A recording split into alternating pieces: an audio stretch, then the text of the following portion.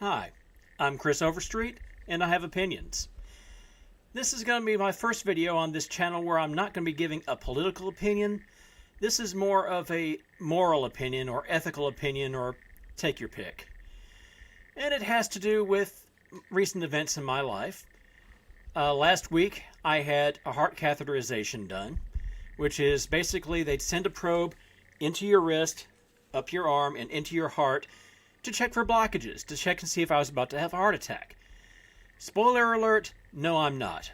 No blockages, no plaque buildup. My heart is about as healthy as can be expected for a 50-year-old man who barely exercises and eats crap. This is the third time that I've been in the hospital for an invasive procedure. The first two were gastroscopy and colonoscopies. And in all three occasions, in particular this time, well, no, let me back up in a second. Before this, I spent between 1999 and 2016 as live-in caretaker for my grandmother, who, when she died in February 2016, was 98 years old. I had to endure a lot of medical appointments and quite a few hospitalizations in that period of time.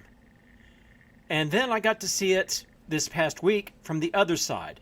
I was the one on the too small gurney, wearing the hospital gown that doesn't close up in the back, with a loved one, my mother, sitting 5 foot away, ready to see things she hasn't seen since I was a baby, if I moved just the wrong way.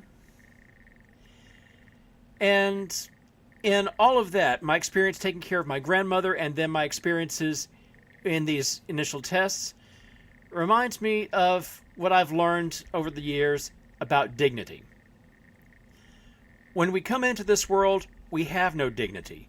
We're just tiny babies. We cannot control our bodies in any meaningful way.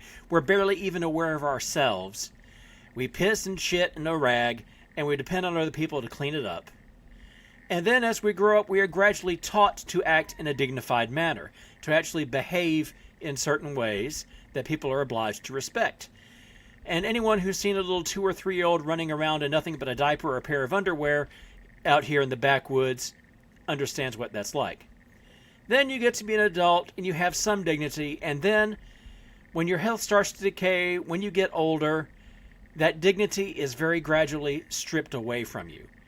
And you get to see just how much of an illusion dignity is, how it is not natural, it is man-made. Man-made and very, very fragile. And by the time you get to that point, that dignity is a huge part of your self-image, of your self-respect. You cling to every ounce you can hold on to, and it's torn away from you no matter what. In the end, we go out of this world the same way we come into it. Desperate, crying usually, unable to control ourselves, and in the eyes of many, not fit to be seen in public. That's why it is so vitally important that we each respect each other's dignity as much as humanly possible. Because it's a precious and almost irreplaceable thing. It is so easy to destroy and so difficult to build back up. Donald Trump, as we all know, is a famous thief of a famous thief in general, yes, but a thief of dignity in particular. He loves to humiliate people. He loves to disgrace people. He gets pleasure out of tearing people down. So do most other bullies.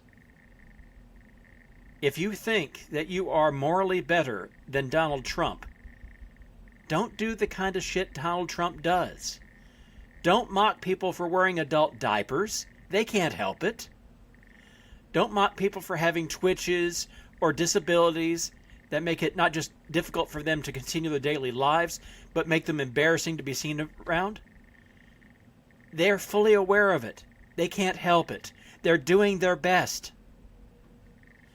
When I see people mocking Donald Trump in particular for his comb over, for his gut, for the fact that his pants look like he's wearing Depends himself constantly, for the fact that he can't keep on track in a conversation from the beginning of the sentence to the end of the sentence. There are so many things to mock him for, so many things to dig at him for, so many things to accuse him of. Don't attack the things he cannot control. Because when you attack him, you're attacking everybody else who has that same problem. Going after Donald Trump's apparent incontinence also attacks anybody else who needs adult diapers. Attacking his senility also attacks other people who are struggling to deal with the gradual loss of their minds. Dignity is fragile and precious. Don't be a thief of dignity. I mean, it's one thing to discard dignity oneself. That's a choice. It's not a good thing to take it away from anybody against their will. Be kind. Just be kind in general. Be forgiving and be understanding. I'm Kris Overstreet, and I have opinions.